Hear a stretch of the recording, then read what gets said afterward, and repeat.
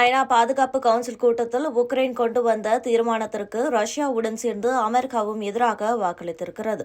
இருப்பினும் போதுமான வாக்குகள் கிடைத்ததால் தீர்மானம் வெற்றி பெற்றிருக்கிறது. இந்தியாவும் சீனாவும் இந்த தீர்மானத்தில் மீதான வாக்கெடுப்பில் பங்கேற்காமல் புறக்கணித்துள்ளன. உக்ரைனுக்கு அமெரிக்கா தொடர்ந்து ஆதரவளித்து வந்திருக்கிறது. இப்படி இருக்கையில் இந்த தீர்மானத்தில் உக்ரைனுக்கு எதிராக அந்நாடு வாக்களித்திருப்பது சர்வதேச அளவில் கவனம் பெற்றிருந்தது. நேற்று ஐநா பாதுகாப்பு கவுன்சில் கூட்டத்தில் உக்ரைன் மற்றும் ரஷ்யா இடையிலான போரின் தற்போதைய நிலை குறித்து விவாதிக்கப்பட்டது. இதனையடுத்து உக்ரைனின் தன்னாட்சி மற்றும் பிராந்திய அங்கீகாரத்தை பாதுகாத்தல் தொடர்பாக தீர்மானம் கொண்டுவரப்பட்டது. இதற்கு 93 நாடுகள் ஆதரவாக வாக்களித்தனர். இந்தியா, சீனா, சவுதி அரேபியா, ஐக்கிய அரபு அமீரகம், இலங்கை என 65 நாடுகள் வாக்களிப்பில் பங்கேற்கவில்லை. எதிராக ரஷ்யா உள்ளிட்ட 18 நாடுகள் வாக்களித்தன. இதில் அமெரிக்காவும் ஒன்று என்பதுதான் தற்போது விவாதமாகியுள்ளது. இருப்பினும் பெரும்பான்மையான வாக்குகள் காரணமாக தீர்மானம் நிறைவேற்றப்பட்டிருக்கிறது. கடந்த 2022ஆம் ஆண்டு தொடங்கி இன்று வரை உக்ரைனுக்கு சுமார் $3 பில்லியன் அள்ளி கொடுத்திருந்தது அமெரிக்கா.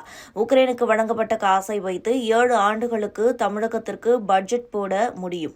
அவ்வளவு கொடுத்தும் இந்த வாக்கெடுப்பில் ஏன் எதிராக வாக்களித்தது என்பது பலரின் கேள்வியாக இருக்கிறது. இதற்கு பதில் ட்ரம்ப் செலவை குறைக்க திட்டமிட்டிருக்கிறார் என்பதுதான். அதாவது தற்போது சீனா பொருளாதாரத்தில் வேகமாக முன்னேறி வருகிறது. இதனை வீழ்த்த வேண்டுமெனில் அதைவிட வேகமாக அமெரிக்கா முன்னேற வேண்டும். இந்த நேரத்தில் போருக்கு செலவு செய்வது, குறிப்பாக உக்ரைனுக்கு செலவு செய்வது வேண்டாத வேலை என்று ட்ரம்ப் தரப்பு யோசித்திருக்கிறது. அது மட்டுமல்லாது போரை காரணம் கூறி உக்ரைனை சுரண்டவும் திட்டமிட்டிருக்கிறார். உக்ரைனில் இல்லாத கனிம வளங்களே கிடையாது. உக்ரைனில் தனித்தன்மை வாய்ந்த இரும்பும் எஃகும் இருக்கிறது. இது வேறு எந்த நாட்டில் கிடைப்பதை விடவும் உறுதியானதாகவும் நீடித்து உழைக்கும் தன்மை கொண்டதாகவும் இருக்கிறது. இது தவிர டைட்டேனியம், யுரேனியம், மாங்கனீஸ், கிராஃபைட், இயற்கை எரிவாயு உள்ளிட்டவையும் இருக்கின்றன.